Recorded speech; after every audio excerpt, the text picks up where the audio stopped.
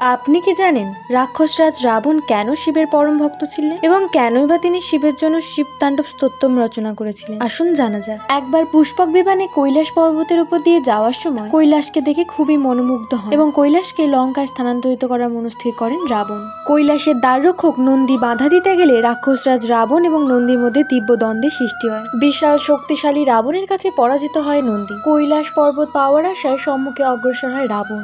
এটি সম্ভব করার জন্য রাবণ কৈলাস পর্বতকে উপরে তোলার চেষ্টা করেন। 20টি হাত দিয়ে তা তুলতে গেলে মহাদেব কেবলমাত্র পায়ের একটি আঙুলের চাপ দিয়ে কৈলাসকে পুনঃস্থাপন করেন। কৈলাসের নিচে চাপা পড়া রাবণের সমস্ত অহংকার চূর্ণ হলে সে আদিদেব মহাদেবের কাছে ক্ষমা প্রার্থনা করেন এবং তার পরম ভক্ত হওয়ার দাবি করেন। ভগবান শিবের ভক্তিতে মোহিত হয়ে তিনি শিব তাণ্ডব স্তোত্রম রচনা করেন।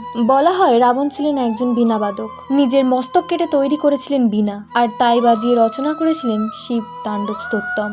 রাবণের আরাধনায় মুগ্ধ হয়ে 1000 বছর পর মহাদেব তাকে মুক্তি দেয়, আর তখন থেকেই একমাত্র ইষ্ট দেবতা মহাদেবের পরম ভক্ত হয় রাবণ।